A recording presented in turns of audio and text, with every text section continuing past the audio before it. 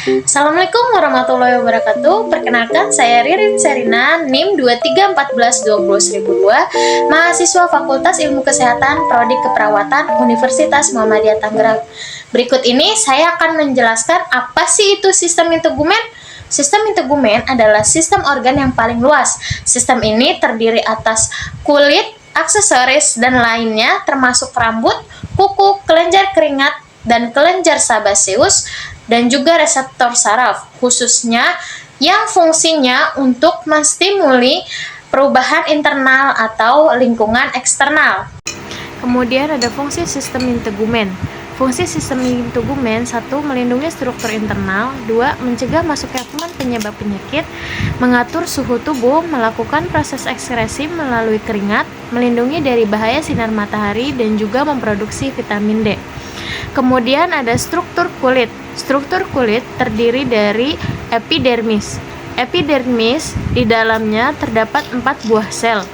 Yang pertama yaitu keratinosit.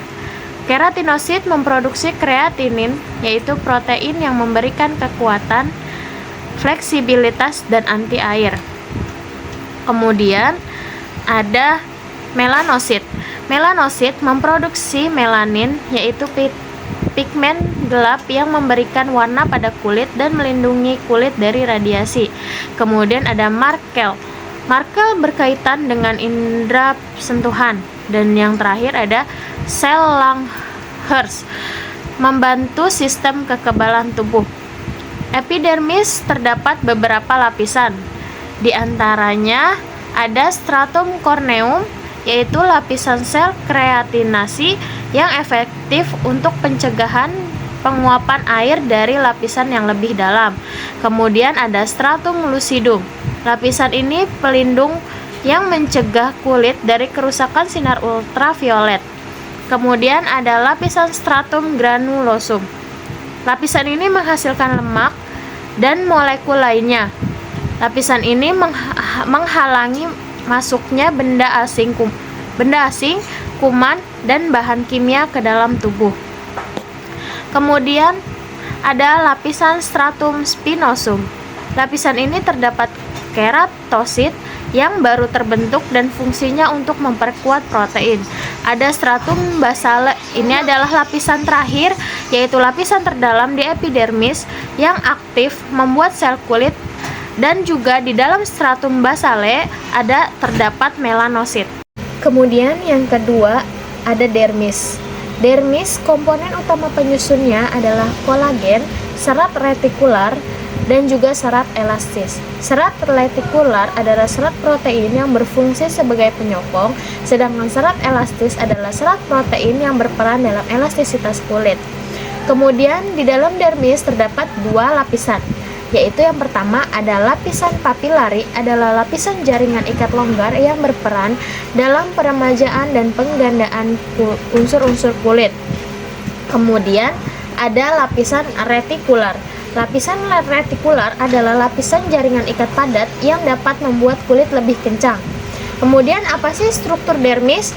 Struktur dermis terdapat yang pertama ada kelenjar minyak. Kelenjar minyak adalah mikroskopik yang berada di bawah kulit yang mengeluarkan minyak yang disebut sebum. Fungsinya sebagai pelumas dan lemak yang lain bagi kulit kita. Kemudian ada kelenjar keringat atau sweat gland. Kelenjar keringat ini ada 2 jenis, yaitu kelenjar ekrin dan kelenjar apokrin. Saluran kelenjar keringat ini terhubung langsung ke permukaan kulit dan paling banyak terdapat di telapak tangan, telapak kaki, dan juga dahi.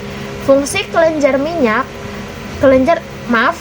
keringat ini adalah mempertahankan suhu tubuh, melumasi kulit, rambut, dan membuang racun di tubuh.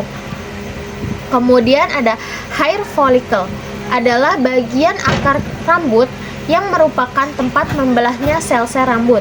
Dan yang terakhir ada nerve, adalah saraf-saraf penerima rangsangan sentuhan yang akan dikirim ke otak. Kemudian yang terakhir ada hipodermis. Hipodermis adalah lapisan kulit terdalam yang juga kerap disebut sebagai lapisan subkutan atau subkutis.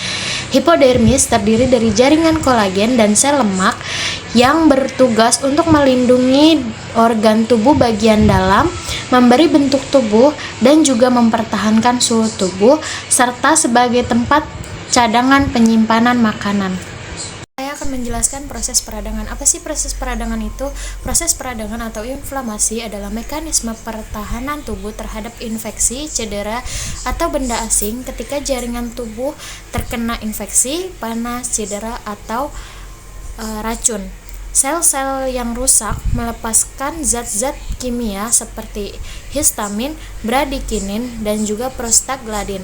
Zat kimia ini menyebabkan pembesaran pembuluh darah dan juga peningkatan formabilitas dan juga leukosit vaskuler sehingga menyebabkan kemerahan, pembengkakan, dan juga nyeri.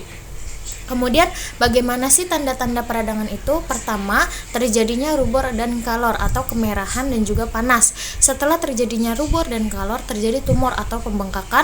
Setelah terjadi pembengkakan, dolor, itu terjadi yaitu nyeri.